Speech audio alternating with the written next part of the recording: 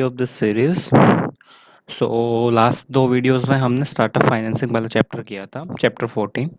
And आज हम इसमें स्टार्ट करने वाले हैं chapter 13। It's merger and acquisition, corporate restructuring, जो बेसिकली वेरी क्रूशियल चैप्टर होते हैं अगर आप एसएफएम को, स्ट्रेटेजिक फाइनेंशियल मैनेजमेंट को अपनी प्रैक्टिकल लाइफ में अप्लाई करते हैं। आपने बेसिकली सुना होगा कि काफ़ी सारी कंपनीज के मर्जर होते हैं। सो मर्जर्स, अभी रिसेंटली मर्जर हुआ था वोडाफोन और आइडिया का हुआ था, और एक टाइम पे नोकिया ने माइक्रोसॉफ्ट को खरीदा था, और अभी बेसिकली फेसबुक ने पैसा इन्वेस्ट किया है जियो मार्ट में, या फिर अमेजोन ने इन्वेस्टमेंट की थी फैशन ग्रुप लाइफस्टाइल में।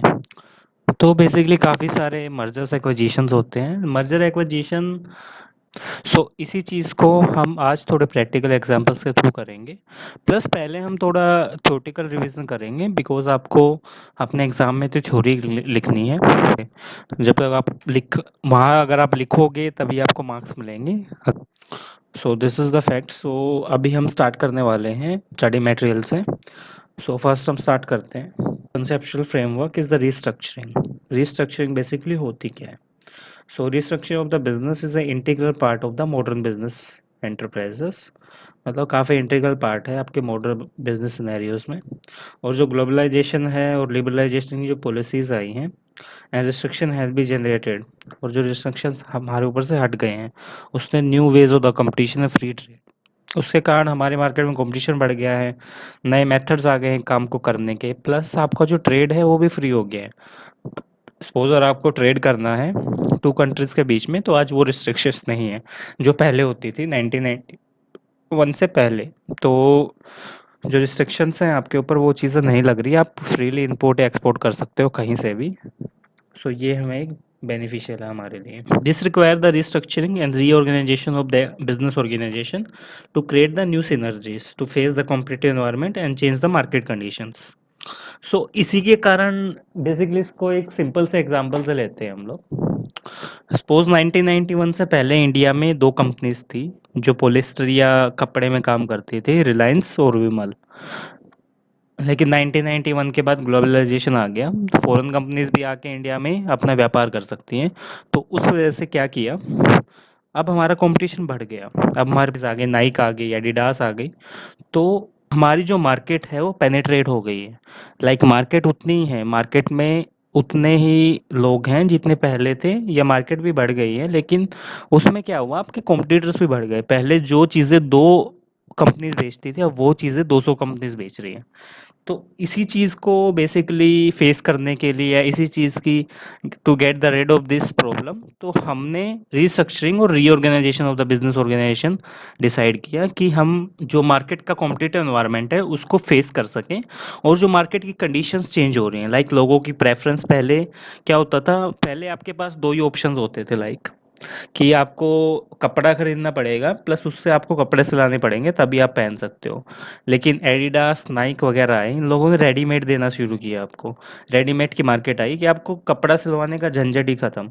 आपको बने बनाई चीज़ें मिलेंगी, आप with in the 10 minutes, with in the 15 minutes कपड़े लेके आ सकते हो। पहले ज़्यादा टाइम लगता था, पहले कपड़ा खरीदो, 3-4 दिन वेट करो उसको सिलवाने के लिए, तो वो चीज़ है। बट इस कॉम्पिटिशन को ख़त्म करने के लिए कंपनीज ने क्या किया, बेसिकली जो रिलायंस और विमल हैं या और भी कोई कंपनियां हैं, वो इस चीज़ को फेस नहीं कर पा रही थी, क्योंकि रेडीमेड गारमेंट वो बड़ी बड़ी मशीनों से चीज़ें बना रहे हैं, नई टेक्नोलॉजी है। तो इंडियन जो सिनेरियो है वो उस चीज़ को फेस नहीं कर पा रहा था, क्योंकि वो उनके लिए काफ़ी महंगा पड़ रहा था। तो इसको उन लोगों को इसको फेस करना है, तो इसको फेस करने के लिए इकट्ठा होना पड़ेगा, इसको रीऑर्गेनाइज करना पड़ेगा बिजनेस को, तभी हम मार्केटिंग कंडीशन को फेस कर पाएंगे। Restructuring usually involve the major organizational changes such as shift in the corporate strategies। तो बेसिकली इसमें बड़े बड़े चेंजेस होते हैं, जैसे कि अब पहले आप धंधा मशीनों के थ्रू कर रहे हो, या पहले आप लेबर इंसेंटिव, आपके वो प्लांट्स हैं, अब उनको मशीन इंसेंटिव बना दो। अब आपको ऑटोमेटिक मोड पे जाना पड़ेगा, क्योंकि आपका कंपटीशन काफ़ी बढ़ गया है, आपको स्ट्रेटजीज चेंज करनी पड़ेंगी। पहले आप सिंपल शहरों में बेच रहे थे, अब आप गाँव में भी जाना शुरू कर दिया, आपने आपने अपनी मार्केट को बढ़ा लिया, आपने अपनी कॉर्पोरेट स्ट्रेटजीज को चेंज किया। और जो रिस्ट्रक्चरिंग है कैन बी इंटरनली हो सकती है in the form of new investment, एक नई इन्वेस्टमेंट के फॉर्म में, in the plant and machinery, एक प्लांट एंड मशीनरी के थ्रू, रिसर्च एंड डेवलपमेंट और प्रोडक्ट्स, नई प्लांट एंड मशीनरी लेके आए, नया रिसर्च किया कि पहले पॉलिस्टर बना रहे थे, अब कॉटन भी बना सकते हैं, कॉटन प्लस पॉलिस्टर दोनों बना सकते हैं, जिसकी शर्ट्स हम बेसिकली हमारे ऑफिशियल वियर या फॉर्मल्स में पहनते हैं, तो कॉटन प्लस पॉलिस्टर होता है, ये भी एक्सपेरिमेंट कर सकते हैं। तो ये चीज़ें उन लोगों ने करना शुरू किया। और जो restructuring can also take place externally through the merger acquisitions और and by forming the joint venture and having the strategic alliances with other firm. Restructuring ऐसे भी हो सकती थी कि आप मर्जर एक्विजिशन कर लो किसी दूसरी कंपनी के साथ, आपने अपनी कंपनी को मर्ज कर दिया। लाइक रिलायंस पहले एक कंपनी थी, विमल एक कंपनी थी, दोनों कंपटीशन को फेस कर नहीं पा रहे थे जो उन्हें अपने कॉम्पिटिटर से मिल रहा था। तो उन लोगों ने क्या किया कि एक काम करते हैं यार, दोनों लोग मिलके मर्ज हो जाते हैं। मतलब हमारे पास सपोज रिलायंस के पास 100 करोड़ की मशीनरी है, विमल के पास 50 करोड़ की है, तो रिलायंस प्लस विमल दोनों इकट्ठे मिल गए तो 150 करोड़ की मशीनरीज होगी। प्लस रिलायंस पहले कर पाता था प्रोडक्शन 20 करोड़ की और विमल कर पाता था 10 करोड़ की, दोनों मिलके 30 करोड़ की कर रहे हैं। तो ये भी एक रिस्ट्रक्चरिंग का पार्ट था कि आप मर्ज होकर अगर अपने बिजनेस को बचा सकते हो तो आप बचा लो, जैसे आइडिया और बेसिकली वोडाफोन ने किया है। वो दोनों मर्ज हो गए और मर्ज होकर उन्होंने अपने धंधे को बचाया, नहीं तो वो अकेले जियो को फेस नहीं कर पा रहे थे। Topic of merger acquisition has already discuss in previous section. It is now focus on the corporate restructuring. Basically आप क्या कर रहे हैं, हम कॉर्पोरेट रिस्ट्रक्चरिंग को देख रहे हैं कि कॉर्पोरेट रिस्ट्रक्चरिंग कैसे होती है। कॉर्पोरेट का रिस्ट्रक्चरिंग मतलब एक चीज़ को रिस्ट्रक्चर करना, दोबारा से बनाना, वो कैसे कर सकते हैं। The aspects relating to the expansion और the contraction of the firms operation. Basically expects किस चीज़ से रिलेटेड है, एक्सपेंड करना, फर्म के ऑपरेशंस को बढ़ा देना, या कॉन्ट्रैक्ट छोटा कर देना। एक्सपेंड मतलब पहले कंपनी सपोज पॉलिस्टर के कपड़े में काम कर रही थी, एक्सपेंड करके मैंने कॉटन भी बनाना शुरू कर दिया, तो ये चीज़ है मेरी एक्सपेंशन। लेकिन ये कॉन्ट्रैक्शन इसका उल्टा हो गया। पहले कंपनी काम कर रही थी पॉलिस्टर और कॉटन में, उसने बोला यार कॉटन ज़्यादा चल नहीं रहा है, महंगा भी पड़ रहा है, तो पॉलिस्टर बनाते हैं खाली, तो वो हो गया contraction. Change in the assets, assets को चेंज कर दिया मैंने, मशीनें बेच के अपनी एडवांस मशीनें लेके आ गया, या मैंने लेबर को ज़्यादा लगाना शुरू कर दिया। फाइनेंशियल और ओनरशिप स्ट्रक्चर, पहले मेरे पास डेट बहुत ज़्यादा था, उसका इंटरेस्ट देना पड़ता था। मैंने क्या किया, मैंने अपनी कंपनी में स्टेक देना शुरू कर दिया कि आप 10% स्टेक लो मेरी कंपनी में और इक्विटी डालो। इक्विटी में फ़ायदा है कि मतलब प्रॉफिट ही देना पड़ेगा जब होगा। तो ये सारे एग्जांपल हमारे कॉर्पोरेट रिस्ट्रक्चरिंग के होते हैं जो ऊपर के लेवल पे होती है। Well there are the many forms of the corporate restructuring, काफ़ी सारी फॉर्म्स हो सकते हैं कॉर्पोरेट रिस्ट्रक्चरिंग के। इसके अलावा मर्जर्स बोल सकते हैं हम इसको, एक्विजिशंस बोलते हैं, टेक ओवर्स बोलते हैं, ये सारी चीज़ों को कॉर्पोरेट रिस्ट्रक्चरिंग मान सकते हैं। Leverage buyout, management buyout are some of the most common form of the corporate restructuring. जो लेवरेज बायआउट है और मैनेजमेंट बायआउट है, काफ़ी बड़े कंसेप्ट्स हैं, ये हम आगे डिटेल में पढ़ेंगे कि एक्चुअल में होते क्या है। सो मर्जर एक्विजिशंस बेसिकली सबसे पहले इन डेवलप्ड कंट्रीज में आया था। In the developed economy corporate merger acquisition is like a regular feature. मतलब अमेरिका जैसी जो डेवलप्ड इकोनॉमी है वहाँ तो merger acquisition is a common feature. आपकी कंपनी चल नहीं पा रही है तो आप मर्ज हो जाओ किसी के साथ। Jap in the Japan, US and Europe, hundreds of the merger acquisition take place in every year. So basically ये एक ट्रू फैक्ट भी है, क्योंकि जापान और यूएस और यूरोप में जो इन्वेस्टमेंट बैंकर्स हैं वो इतने अमीर इसलिए होते हैं क्योंकि वहाँ पे उनके पास काम काफ़ी ज़्यादा होता है। Merger and business, merger acquisition India में एक सीजनल बिजनेस है कि अगर कोई कंपनी सही से कर नहीं पा रही है काम तो उस केस में ही वो मर्ज होती है। लेकिन जापान और यूएस में मर्ज होना उनके लिए कोई बड़ी बात नहीं है। तो यही रीज़न है कि वहाँ के इन्वेस्टमेंट बैंकर है, प्राइवेट इक्विटी है, वीसी फर्म्स है, वो काफ़ी पैसा कमा लेती हैं। In India to merger acquisition have become a part of the corporate strategy. In India में भी अब क्या है, कॉर्पोरेट स्ट्रेटजी का पार्ट बन गया है मर्जर एक्विजिशन, लोग इस चीज़ को कंसिडर करने लगे हैं। Merger acquisition and corporate restructuring business in India has grown in the last decades. Basically जो merger acquisitions है वो last decades में ही शुरू हुए हैं, last 10 years में, last 20 years में इंडिया में होना। from about $4.5 billion in 2004, जो बिजनेस था $4.5 billion का था 2004 में। उसके बाद market for the corporate control zoom to be 13 billion in 2005। 13 billion का बिजनेस हुआ 2005 में। उसके बाद आपकी जो मार्केट रीच की 56.2 बिलियन पे 2016 में, मतलब इतनी बड़ी मार्केट आपकी बन चुकी थी। और ये जो ग्रोथ थी, the trend means growth was attributed the fact that foreign investors were looking for the alternative destination. ये इतनी तेज़ी वाली ग्रोथ का यही कारण था कि जो फॉरेन के इन्वेस्टर्स थे, वो एक अल्टरनेटिव डेस्टिनेशन देखने लगे थे कि मतलब यूएस और यूरोप में उन्हें पैसा नहीं डालना, हमें इंडियन इकोनॉमी में पैसा डालना है, क्योंकि इसके बढ़ने के चांसेस काफ़ी ज़्यादा थे और उनकी कंट्री में बेसिकली रिसेशन आ गया था, इस वजह से वो इस तरफ भाग रहे थे। जो टर्म हैं, जो मर्ज, एक्विजिशन एंड टेक ओवर हैं, ये बेसिकली एक ही चीज़ होती हैं सारी, एक ही मीनिंग होता है, बस थोड़ा सा डिफरेंस होता है इनके अंदर। There are difference. Merger means unification of the two entity into one. दो एंटिटीज़ का एक में मिल जाना, उसको बेसिकली हम बोलते हैं मर्जर। एक्विजिशन बोलते हैं कि वन एंटिटी है, वो दूसरी एंटिटी को खरीद लेगी और उसको एब्जॉर्ब करके अपने अंदर इंक्लूड कर लेगी। लाइक कोई एक्स कंपनी है, एक्स कंपनी ने क्या किया, दूसरी कंपनी को खरीदा और उसने बेसिकली उनका नाम नहीं बदला, कंपनी का नाम एक ही रहा, लेकिन उसने उस चीज़ को एक्वायर कर लिया। जैसे आपको एग्जांपल्स बताऊं तो ब्लूमबर्ग सुना है आपने, ब्लूमबर्ग ने एक्वायर किया था अभी रिसेंटली पिचबुक को।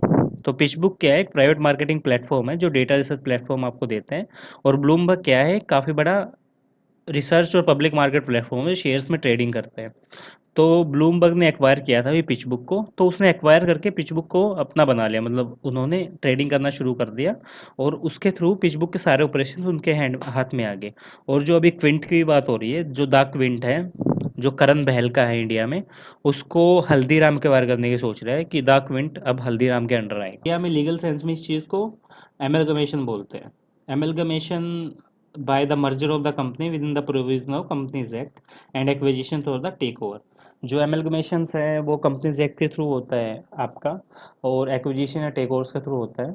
और जो टेक ओवर है वो सेबी रेगुलेटेड करता है इंडिया में, और मर्जर एक्विजिशंस आपके कंपनीज एक्ट के अंदर आते हैं। जो क्रॉस बॉर्डर ट्रांजेक्शंस होते हैं उनमें इंटरनेशनल टैक्सेशन देखते हैं, क्योंकि अगर आपकी ट्रांजेक्शन दो कंट्रीज के बीच में हो रही है तो इंटरनेशनल टैक्सेशन को देखेंगे कितना अप्लाई हो रहा है वो नहीं। हेल्सब्री लॉ ऑफ द इंग्लैंड के एमलगमेशन होता क्या है, ब्लेंडिंग ऑफ द टू और मोर एग्जिस्टिंग अंडरटेकिंग। दो से ज़्यादा जो आपकी अंडरटेकिंग है या आपकी जो कंपनीज हैं उनका एक एक जगह मिक्स हो जाना, लाइक एक ही जगह मिल जाना, एक ही कंपनी बन जाना, उसको बेसिकली एमलगमेशन बोलते हैं वो।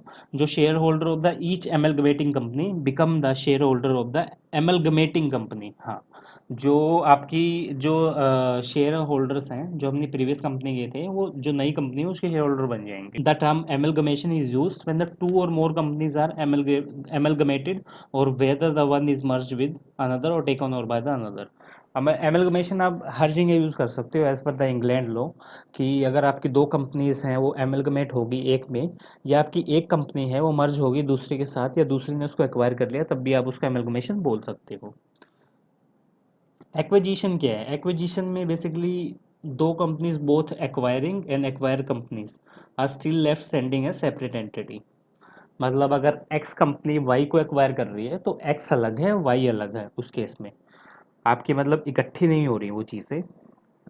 एक्स ने एक्वायर किया खाली वाई को, वो इकट्ठी मर्ज नहीं हुई है, लेकिन एक्स क्या करेगी, उसको एक्वायर करके अपने अंदर मतलब इकट्ठा उससे ऑपरेशंस करने लग जाएगी। तो उस चीज़ को बोलते हैं एक्स अलग है वाई अलग है, बस वो खाली एक्वायर करके बैठी हुई है उसको। A merger result in the legal dissolution of the one of the company. Merger basically क्या है, एक लीगल डिसोल्यूशन है दूसरी कंपनी का, कि मतलब आपने किसी दूसरी कंपनी को एक्वायर किया या आपने मर्ज कर लिया, तो दूसरी तो एक तरह से बंद ही हो गई। अब जैसे आइडिया, वोडाफोन या टाटा डोकोमो वगैरह थी, तो डोकोमो ने आइडिया के साथ टाइप किया होगा उस टाइम पे, तो डोकोमो तो एक तरह से बंद ही हो गई ना, आइडिया ही चल रही है अभी। तो वो चीज़ें हैं। और कंसोलिडेशन बेसिकली डिसोल्व करता है both of the parties create a new one into which previous entity are the merge. Consolidation में आप डिसोल्व कर सकते हो दोनों पार्टीज को, और आपने एक नई बना ली, लाइक एक्स और वाई दो फर्म थी, वो दोनों को, दोनों बीच एक दूसरे से कंसोलिडेट हो गई और एक नई फर्म आ गई जेड, तो उसको लगते हो आप कंसोलिडेशन। कॉर्पोरेट टेक ओवर्स हैं जो सबसे पहले स्टार्ट किए थे स्वराज पोल ने। स्वराज जो ट्रैक्टर्स भी आते थे जिसके, स्वराज पोल्स नाम की एक कंपनी थी जिसने एस्कॉर्ट्स को टेक ओवर किया था। एस्कॉर्ट्स बेसिकली जो सुभाष चंद्रा की कंपनी है उसको।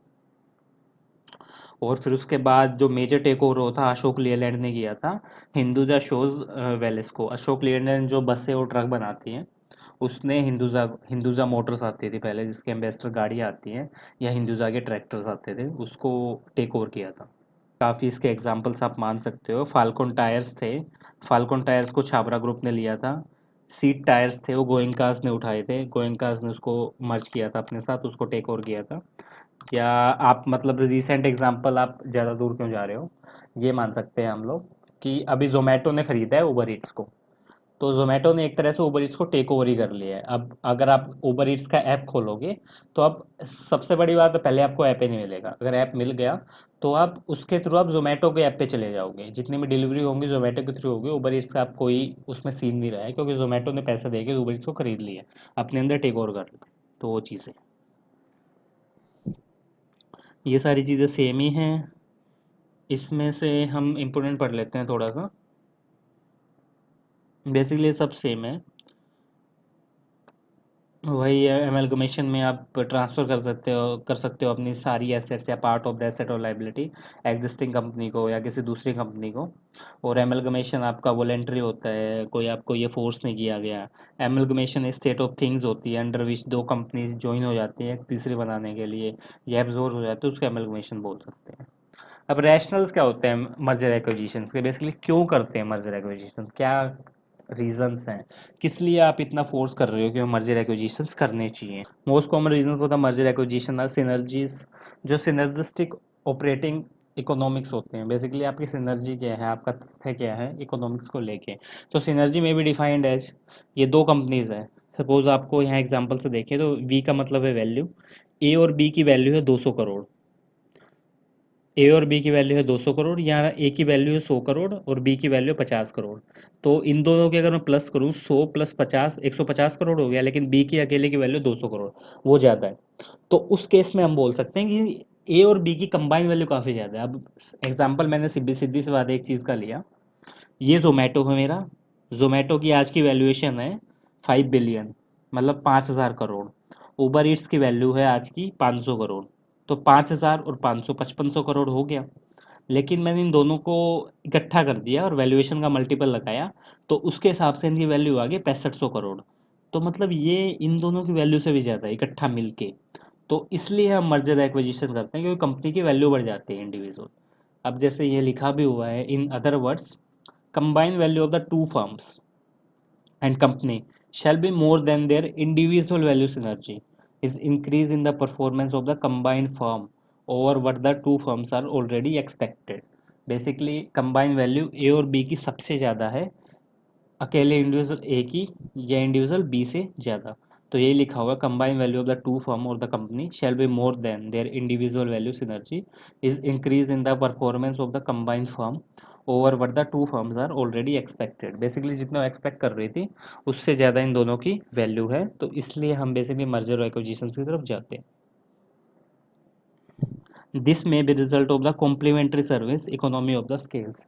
अगर वो दो लोग अकेले मिलकर सर्विसेज दे रहे हैं, अगर मैं उबर और जोमेटो का एग्जांपल लूँ, सपोज जोमेटो का कंज्यूमर बेस है 1 करोड़ का और उबर ईट्स का है वही 50 लाख का, तो और ऑपरेशन एक ही चल रहे हैं। अब क्या किया जोमेटो ने, उतने ही बंदे रख रखे हैं, लेकिन 1 करोड़ कस्टमर जोमेटो के थे प्लस 50 लाख कस्टमर उबर ईट्स के आ गए, 1.5 करोड़ हो गए हमारे पास। अब उनको सर्व करने में भी ईजीनेस होगी, क्योंकि एक ही ऐप के थ्रू आप ऑर्डर कर रहे हो, तो जो टेक इंफ्रा है उसका खर्चा काफ़ी कम आ रहा है। उबर ईट्स खत्म हो गया, उसने उसको खरीद लिया, तो टेक इंफ्रा खर्चा कम आ रहा है, एम्प्लॉय कम रख रहे मर रहे हैं, प्लस आप ज़्यादा लोगों को उतने पैसे में सर्व कर रहे हो। तो इस केस में ये फ़ायदा है। This may result of the complementary service economy of the scales, कि आपको इकोनॉमी ऑफ द स्केल्स इस चीज़ पर आपको बेनिफिट मिल रहा है, कॉस्ट पे चीज़ें आपको काफ़ी अच्छी पड़ती है। Good example of the complementary activities can, a company may have a good networking of the branches and the other company may have a efficient production system।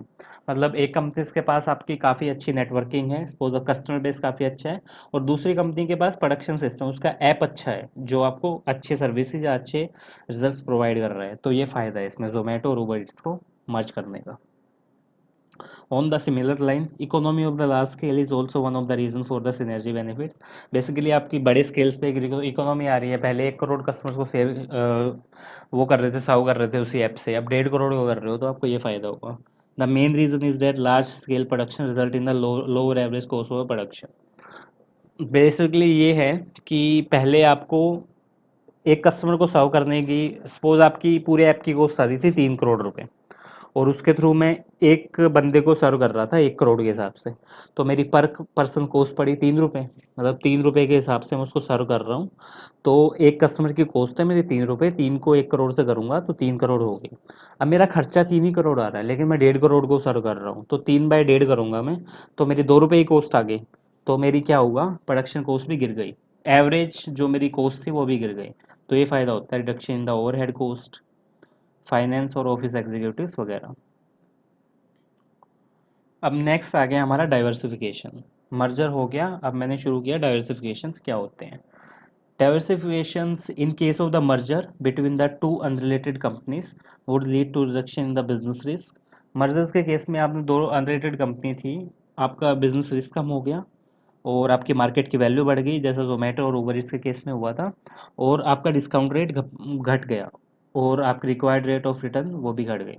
लेकिन the greater the combination of the statistically independent और negative correlated income stream, लेकिन आपका जितना combination होगा किसका, negative income statements का और मर्ज companies, आपकी जितनी भी कंपनीज हैं उनके हिसाब से आपका जितना कोरिलेशन होगा या जितना आप उनसे पैसा कमाओगे, will be high reduction in the business risk, उससे आपका जो बिजनेस रिस्क है काफ़ी गिरेगा in comparison to the company having the income stream are the positive related to the each other. और इनके कंपैरिजन में जो आपके पास जो कंपनीज थे उनकी पॉजिटिव इनकम स्टेटमेंट थी। लाइक डाइवर्सिफिकेशन वो चीज़ बोल सकते हो आप। दो कंपनियां थी, सपोज हम जोमेटो का एग्जांपल नहीं लेते हैं, अब हम किसी दूसरी कंपनी का देखते हैं। अब सबसे पहले बात चल रही है कि जो द क्विंट है, द क्विंट बेसिकली आपने सुना होगा फाइनेंशियल न्यूज़ चैनल है इंडिया का जो ब्लूमबर्ग के अंडर आता है। द क्विंट को हल्दीराम खरीद रहा है, अभी रिसेंटली अभी ये न्यूज़ चल रही है, एक दो दिन से हल्दीराम के खरीदने की बात हो रही है। जो तो हल्दीराम पहले क्या करता था, हल्दीराम पहले मिठाइयाँ बेचता था या भुजिया बेचता था, जो सारी चीज़ें फूड एंड ग्रोसरीज बेच रहा है वो। उसने क्या किया, अब रिसर्च एंड डिपार्टमेंट में भी घुस गया, सर्विस सेक्टर में घुस गया, वो रिसर्च सर्विसेज दे रहा है लोगों को। तो उस तरह से उसने अपना डाइवर्सिफिकेशन कर दिया बिजनेसेस का। सपोज एक टाइम पे आया कि लोग हेल्थ कॉन्शियस हो गए और उन लोगों ने फास्ट फूड खाना बंद कर दिया और उन लोगों ने भुजिया खानी बंद कर दी। तो उस केस में जो हल्दीराम है अपने पैसे कमा सकता है द क्विंट के थ्रू, क्योंकि रिसर्च बेस्ड सर्विसेज तो कंपनी की चाहिए होते हैं। कोई भी कंपनी है अगर वो कंसल्टिंग में काम कर रही है, इन्वेस्टमेंट बैंकिंग में काम कर रही है, ऑडिटिंग में काम कर रही है, तो उसको रिसर्च सर्विसेज चाहिएंगी। तो उस केस में डाइवर्सिफाई कर दिया उसने ऑपरेशंस को। डाइवर्सिफाई वो चीज़ भी हो सकती है कि पहले मैं खाली कपड़े बनाता था, मेरी कपड़ों की दुकान थी, लेकिन अब मैंने जूते भी बेचना शुरू कर दिए हैं। कि कपड़े क्या है, सीजनल हैं, गर्मी के सर्दी के आते हैं, जूते भी बेचना शुरू कर देता हूँ, लोग जूतों की डिमांड करते हैं। या पहले मैंने कपड़े बेचना स्टार्ट किया था पहले, उसके साथ साथ मैंने खाने के स्टॉल भी लगा लिया, मैं गोलगप्पे और छोले भटूरे बेचता हूँ, क्योंकि वो सीजनल बिजनेस नहीं है, वो हर टाइम चलेगा। क्योंकि कपड़े तो गर्मी सर्दियों के हैं, एक टाइम के बाद चले जाएंगे, लेकिन उस टाइम पे मेरी जो खाने का बिजनेस है पूरा साल चलेगा। तो डाइवर्सिफिकेशन वही चीज़ होती है कि एक बिजनेस को डाइवर्सिफाई करना, अलग अलग मतलब चीज़ों में पैसे डालना, अपने जो सारे अंडे हैं एक ही बाउल में ना रखना। तो वो चीज़ है। टैक्सेशन के लिए बेसिकली मर्जर एक्विजिशन काफ़ी यूज़ करते हैं। The provision of the set off and carry forward of the losses as per the income tax may be stronger reason for the merger acquisitions. अगर आपने मर्जर एक्विजिशन कर दिया तो आपका जो बेसिकली लॉस है वो कैरी फॉरवर्ड हो जाते हैं, सेटअप हो जाते हैं कि आपका इस टाइम मर्जर्स हो गया था और आपका लॉस चल रहा था, तो इससे काफ़ी आपकी टैक्स सेविंग भी होती है। टैक्स सेविंग और reduction in the tax liability, जब आपकी कोई फर्म मर्ज होगी तो आप उसको ये दिखा सकते हो कि मेरा बहुत बड़ा खर्चा हो गया है, तो इस केस में आपको टैक्स सेविंग मिलेगी। ग्रोथ के केस में भी है, merger acquisitions mode enable the firm to grow at a faster than the other mode. जो आपकी ग्रोथ के केस में भी मर्जर एक्विजिशंस करते हैं कि ऑर्गेनिक ग्रोथ करेंगे हम लोग, जो आपकी ग्रोथ होगी वो भी काफ़ी बढ़ेगी। मतलब ये टाइम टू मार्केट है, ये चीज़ें मैंने पर्सनल हायर करने शुरू किए, या आपकी ग्रोथ है किसी दूसरे सेक्टर में बढ़ रही है तो उस सेक्टर में मैंने डाइवर्सिफाई कर लिया वो चीज़। Consolidation of the production capacity. Due to the reduced competition, the market power increase. Further, production capacity is increased by the combination of two or more plants. Basically आपकी consolidations काफ़ी बढ़ गई, किससे, आपकी प्रोडक्शन कैपेसिटी इंक्रीज हो गई, जिससे आपकी जो कॉस्ट है वो भी काफ़ी गिर रही है। अब मर्जर्स कैसे हुए थे, इंटेनियस ग्रोथ और द कंपटीशन और increase the market share Airtel और लूप ने किया था। एयरटेल ने खरीदा था मुंबई टेलीकॉम का जो सर्कल था, लूप उसको खरीद लिया था अपनी मार्केट शेयर बढ़ाने के लिए। एक्विजिशन ऑफ द कंपिटेंस और द कैपेबिलिटी, गूगल ने मोटरोला को खरीद लिया था। Google got the access to the Motorola 70,000 issued patents and the 7500 applications. Entry into new market, Airtel ने जैन टेलीकॉम को खरीद लिया था। Airtel enter the 15 nations of the African continent in the one shot. नई मार्केट्स में जाने के लिए, पहले इंडिया में काम कर रहा था, अब अफ्रीका में भी जा रहा है। Access to the funds, funds को लेने के लिए रैन बैक्सी थी, उसने सन फार्मा को खरीद लिया, क्योंकि जो डाइची सेनको था उसके पास फंड्स नहीं थे उनको जनरेट करने के लिए, उसने सन फार्मा को ये अपनी रैन बैक्सी, सन फार्मा ने मतलब सन फार्मा को रैन बैक्सी को बेच दिया। टैक्स बेनिफिट्स के लिए बर्गर किंग ने, टिम हॉर्टन्स की कॉफ़ी आती है कनाडा में, उस पर इन्वेस्ट किया था बर्गर किंग ने अपने टैक्सेस सेव करने के लिए। इंस्टेंट ग्रोथ और मार्केट शेयर लेने के लिए फेसबुक ने व्हाट्सएप में किया था, कि व्हाट्सएप की जो मार्केट थी वो काफ़ी बड़ी थी, तो फेसबुक ने उसको एक्वायर कर लिया था, आई थिंक 4,000 करोड़ में। Acquisition of the competence of the capability, Flipkart ने मिंत्रा को खरीदा था। मिंत्रा जो उसमें एपेरल्स और जो एथनिक वेयर है उसमें काफ़ी अच्छा काम कर रही थी, फ्लिपकार्ट ने अपनी मार्केट बढ़ाने के लिए मिंत्रा को खरीद लिया था। Entry into new market, Cargill ने Wipro, Cargill acquired the sunflower vanaspati oil business to enter the western Indian market. India में एंटर करने के लिए बेसिकली उसने विप्रो को खरीदा था, जो विप्रो के तेल आते हैं, सनफ्लावर ऑयल आता है। Access to the fund, JP ने खरीदा था अल्ट्राटेक, जेपी ने बेसिकली अपने आप को बेच दिया था अल्ट्राटेक को, जब ये नई कंपनी बनी थी अल्ट्राटेक, अपनी डेट्स को पूरा करने के लिए। और टैक्स बेनिफिट के लिए दुर्गा प्रोजेक्ट्स आए थे, उन लोगों ने WBCPL वेस्ट बंगाल की जो कंपनी थी उसको अपने आप को बेच दिया था अपने लॉसेस को कैरी फॉरवर्ड करने के लिए। सो ये कुछ एग्जांपल्स हो सकते हैं हमारे मर्जर एक्विजिशंस के। So as the mentioned above, amalgamation is effectively basically for the growth or sometime for the image. Amalgamation दो ही चीज़ों के लिए होता है, बेसिकली ग्रोथ के लिए हो सकता है और अपनी इमेज बचाने के लिए भी बोल सकते हैं। But the some of the objective for the amalgamation may be resorted are, लेकिन कुछ ऑब्जेक्टिव ये भी हैं जिनके लिए एमलगमेशन लोग करते हैं। सबसे पहला आ गया आपका हॉरिजॉन्टल ग्रोथ। हॉरिजॉन्टल ग्रोथ में बेसिकली ये बोला कि मेरी ग्रोथ है वो आगे की तरफ शिफ्ट हो रही है। To achieve the optimum size, मेरे को मार्केट का साइज चाहिए। To enlarge the market share, पहले अब ये जो आप इसका जोमेटो और उबर ईट्स का बोल सकते हो हॉरिजॉन्टल मर्जर है, क्योंकि जोमेटो को अपना शेयर बढ़ाना था। जितने भी लोकल फूड चेन थी या लोकल एरियाज थे, लाइक रोहतक हो गया या आपका हैदराबाद हो गया, या जो हैदराबाद के छोटे गांव हो गए, तो वहाँ पे उबर ईट्स का क्या था, वो काफ़ी नाम था। वो लोग उबर ईट्स को ज़्यादा पसंद करते हैं क्योंकि उबर ईट्स ने अपनी डिस्काउंटेड मार्केट बना ली थी, लोगों को काफ़ी सारे डिस्काउंट दे दे के, और जोमेटो वहाँ तक पहुँच नहीं पा रहा था। तो उस चीज़ को उन लोगों ने एनलार्ज करने के लिए उबर ईट्स को खरीद लिया जोमेटो ने, कि अपनी मार्केट का शेयर्स बढ़ाएंगे हम। वर्टिकल कॉम्बिनेशन बेसिकली ऊपर की तरफ होता है कि अपनी कॉस्ट को इकोनोमाइज करने के लिए या सेल्स टैक्स बेनिफिट्स को एबोलिश करने के लिए हम खरीदते हैं। डाइवर्सिफिकेशन ऑफ द बिजनेस हो सकता है, पहले कपड़े बेच रहे थे या फूड बेचना शुरू कर दिया, ग्रोसरीज बेचनी शुरू कर दी, तो वो मोबिलाइजिंग द फाइनेंशियल रिसोर्सेज, जो फाइनेंशियल रिसोर्सेज हैं, बेसिकली अपने आइडल फंड्स पड़े हैं मेरे पास दूसरी कंपनी के पास, और एक्सपेंड करता है मेरे को बिजनेस को, तो उसके लिए हमने मर्जर एक्विजिशन कर दी है।